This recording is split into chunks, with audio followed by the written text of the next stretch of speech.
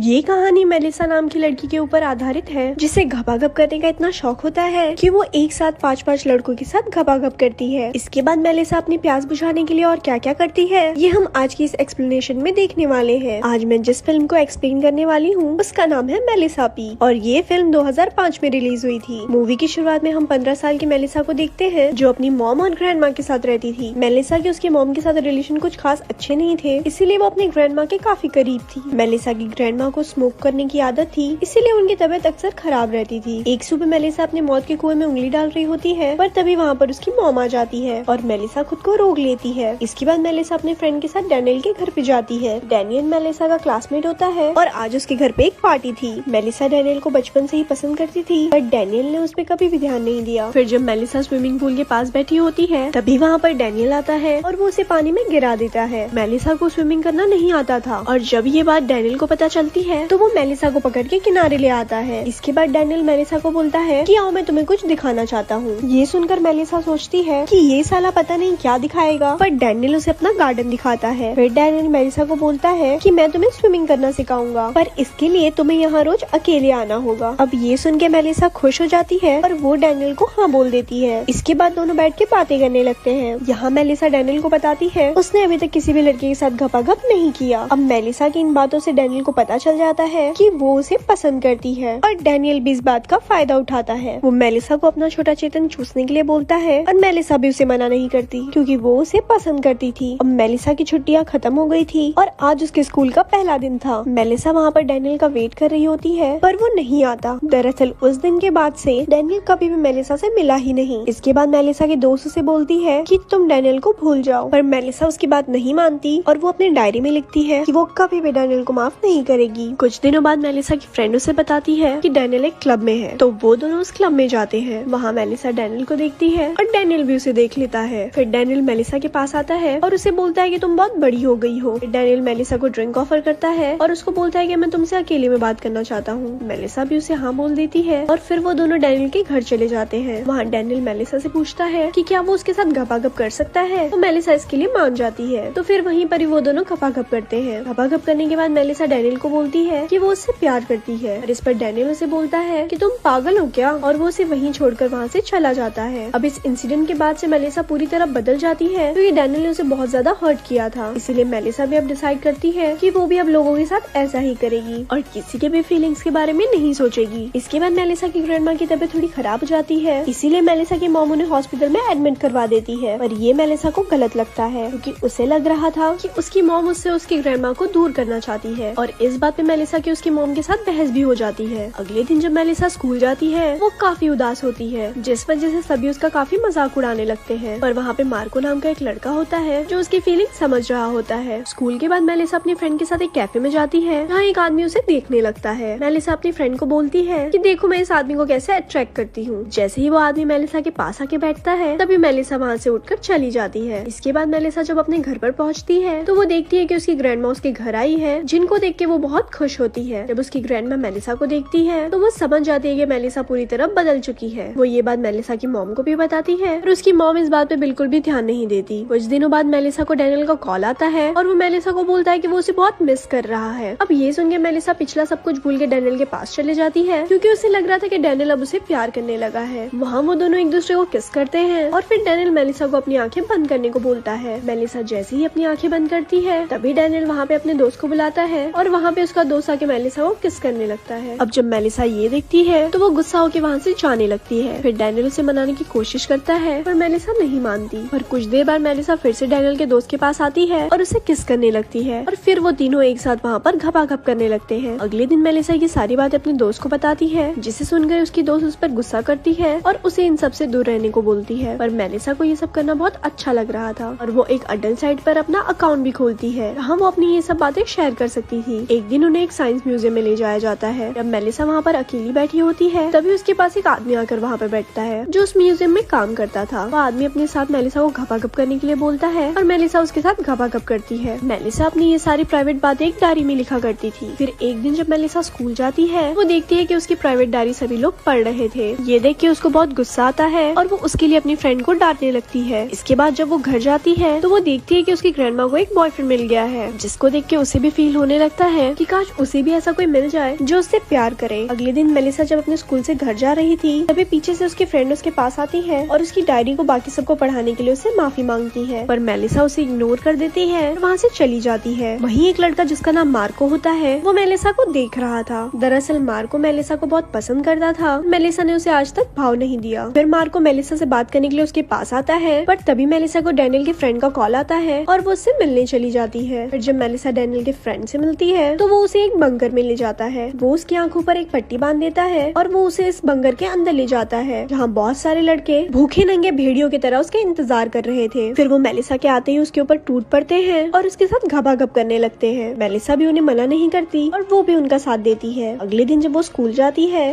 तो सभी स्टूडेंट उसे देखने लगते हैं और उसका मजाक उड़ाने लगते हैं और मेलिसा सोच रही होती है कि उसने जो भी किया उसे उसका कोई भी पछतावा नहीं है और वो बिल्कुल सही है। एक दिन मेलिसा की मॉम उसके कमरे में जाती है और वहाँ पे वो उसकी डायरी पढ़ लेती है। फिर वो मेलिसा को कॉल करती है पर मेलिसा उसका फोन नहीं उठाती। दरअसल मेलिसा एक आदमी के घर पे घबाघब करने के लिए गई हुई थी। फिर जब मेलिसा की मॉम इस बारे में मेलिसा की ग्रैंडमा को बताने जाती है वहाँ पहुँच के उसे पता चलता है कि मेलिसा की ग्रैंड मॉम अब इस दुनिया में नहीं है। अब ये सुन के वो बहुत ज्यादा हर्ट हो जाती है, रोने लगती है। फिर जब मेलिसा अपने घर वापस आती है तो उससे उसकी मॉम उस डायरी के बारे में पूछती है, जिस पर मेलिसा उन्हें बोलती है कि डायरी में जो कुछ भी लिखा है वो सब सच है। ये सुन के उसकी मॉम को बहुत ज्यादा हर्ट होता है और उसे इस बात का पछतावा होने लगता है कि वो मेलिसा पे ध्यान नहीं दे पाई। इसके लिए मेलिसा की मॉम उसे माफी भी मांगती है। अब मेलिसा को भी गिल्ट फील होने लगता है और तब से वो अपनी सारी गंदी हरकतें बंद कर देती है। कुछ दिनों बाद मेलिसा जब स्कूल वापस जाती है तो वो वहाँ पर देखती है कि डैनियल अपने दोस्त से लड़ रहा है, क्योंकि उसी की वजह से मेलिसा ने एक साथ 5 लड़कों के साथ घबाघब किया था। तभी डैनियल मेलिसा को देख लेता है और उससे बात करने की कोशिश करता है, पर मेलिसा उसे इग्नोर कर देती है और वहाँ से चली जाती है। फिल्म के लास्ट सीन में हम देखते हैं कि मेलिसा की लाइफ अब पूरी तरह चेंज हो चुकी है। अब वो अपनी मॉम के साथ बहुत ज्यादा खुश है और इसी के साथ ये फिल्म यही खत्म हो जाती है। ऐसे ही और स्टोरी सुनने के लिए हमारे पेज को लाइक करें। धन्यवाद।